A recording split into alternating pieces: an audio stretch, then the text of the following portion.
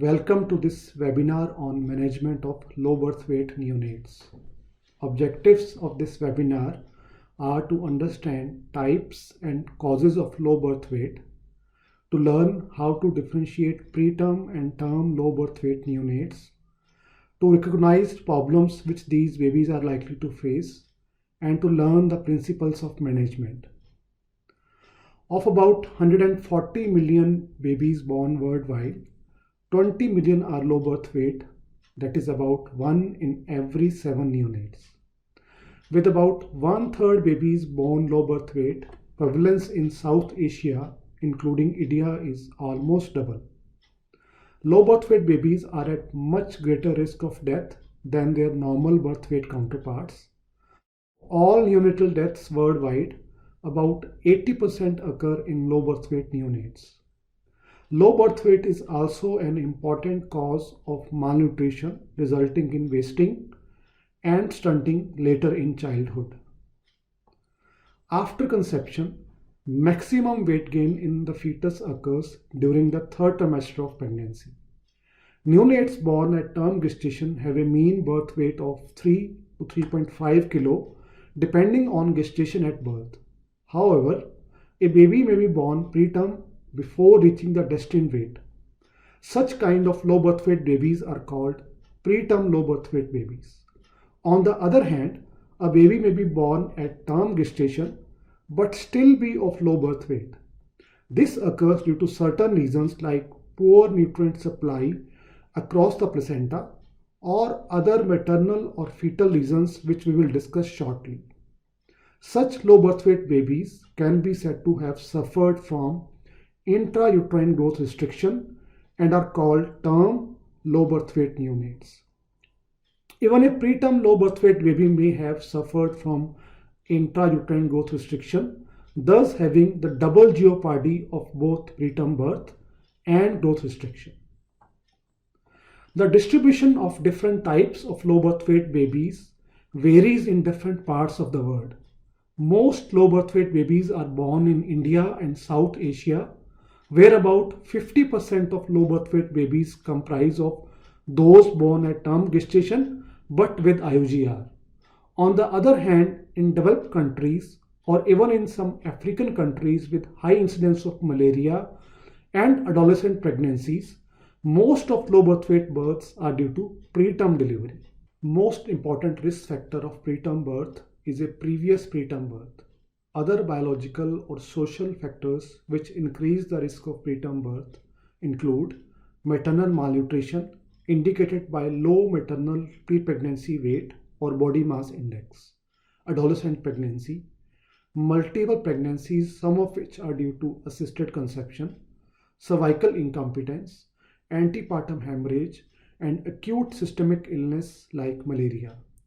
In about 1/4 cases, prematurity is iatrogenic as pregnancy needs to be terminated in view of serious maternal illness like severe preeclampsia, eclampsia, or placenta previa. In a large chunk of cases, definite cause or risk factor of preterm birth cannot be identified, and pregnant women just present with preterm labor or rupture of membranes. Abnormal bacterial colonization or infection of the genital tract is responsible for these preterm births. Risk factors of IUGR include poor nutrition status of mother, including short interpregnancy interval, maternal anemia, gestational hypertension, twins or triplets, chronic illness in mother, and substance abuse, including smoking. Recently, air pollution has also been recognized as important risk factor of IUGR. Prematurity and IUGR place their own, although overlapping, effects on the various neonatal organ systems and therefore influence the management decisions.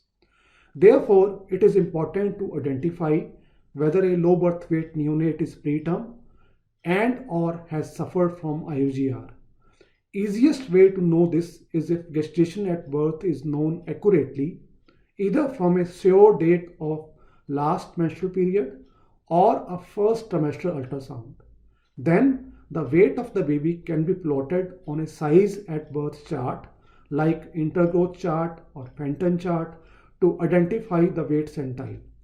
If weight for gestation is less than 10 centile, IUGR is the most likely cause. Although some babies may be just constitutionally small, remember a low birth weight baby may have both prematurity and IUGR.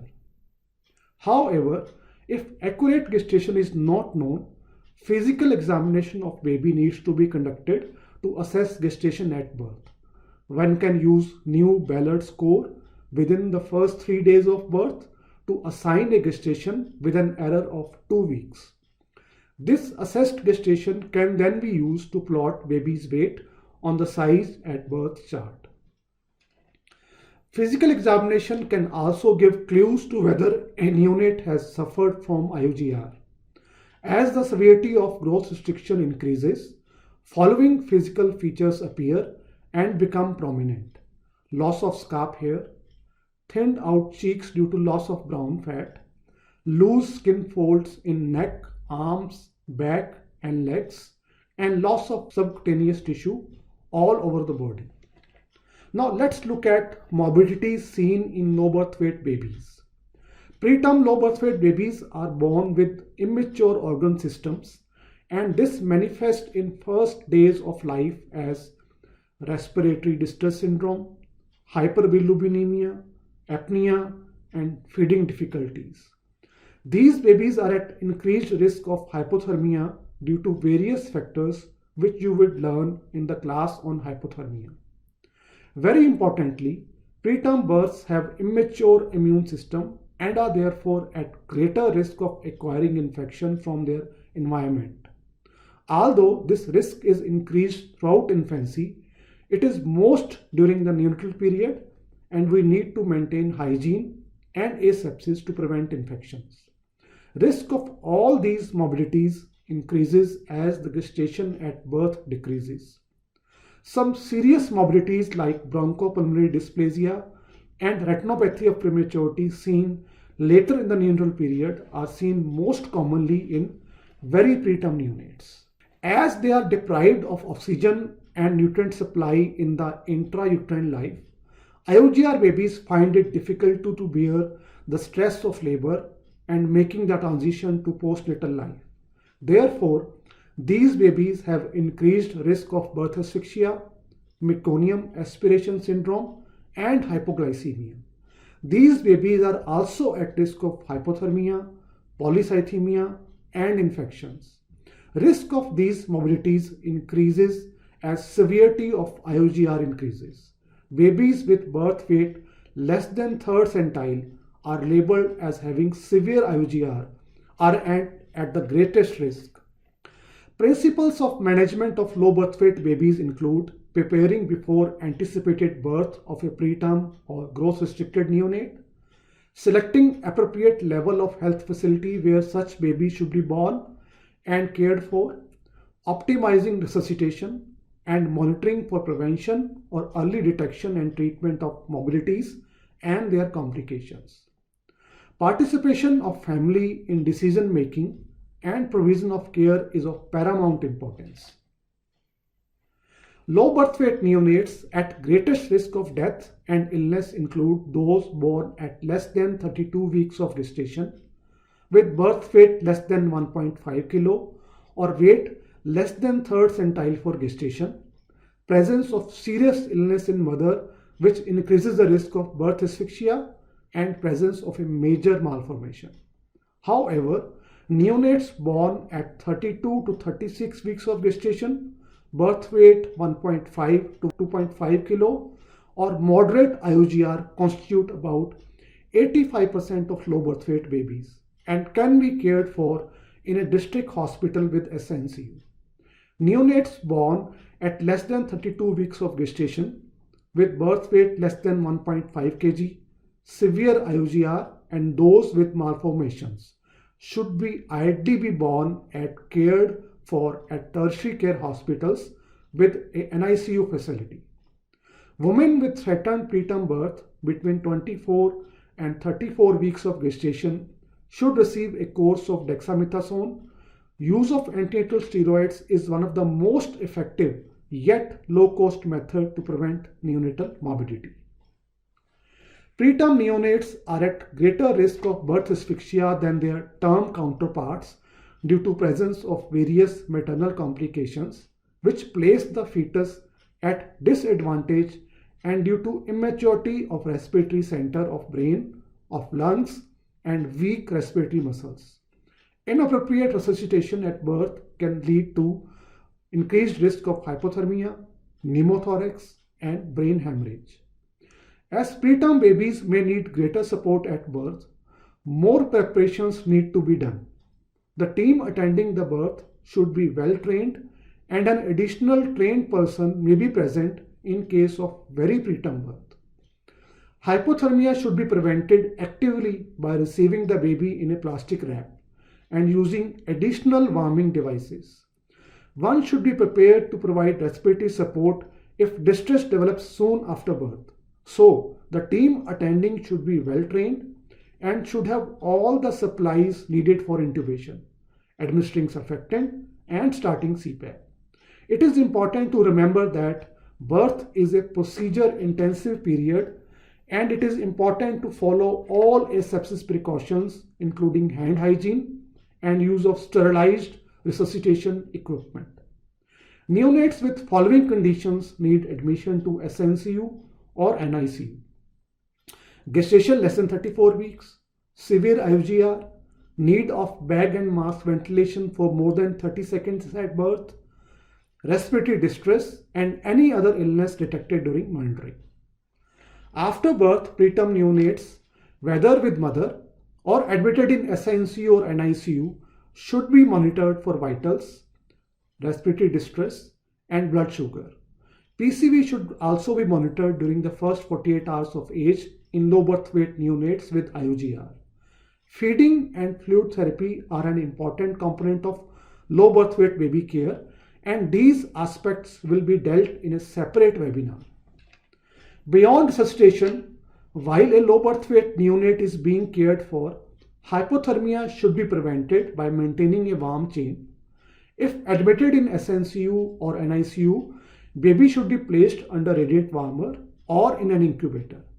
If roomed in with mother, hypothermia can be prevented by appropriate clothes which cover head and extremity in addition to trunk, by kangaroo mother care, early breastfeeding, and keeping the room warm and free of air currents. Bath should be delayed beyond first week of life.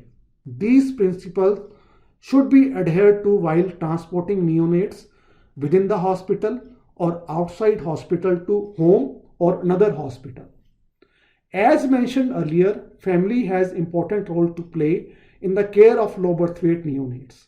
Direct roles of mother and family include providing kangaroo mother care, breast milk, involvement in discharge planning, maintaining hygiene at home, bringing baby follow-up for ROP screening, vaccination, and neurological assessments and early recognition of danger signs and care seeking. Danger signs include presence of lethargy, refusal to feed, hypothermia or fever, fast breathing, chest indrawing, abnormal movements, abdominal distension, bleeding, and yellow palms or sores. To summarize, low birth weight is an important cause of neonatal mortality and morbidity. Survival can be improved by intrauterine transfer to an appropriate health facility and use of antenatal steroids. At birth, assess for presence and severity of prematurity and IUGR. Low birth weight neonates should be monitored for presence of related morbidities and identifying neonates which need admission to SNCU or NICU. As you will learn in a separate webinar, gestation appropriate feeding with emphasis on early start of enteral feeding using breast milk is the most important component of low birth weight care. Family should be part of the health care beginning right from the antenatal period. Thank you.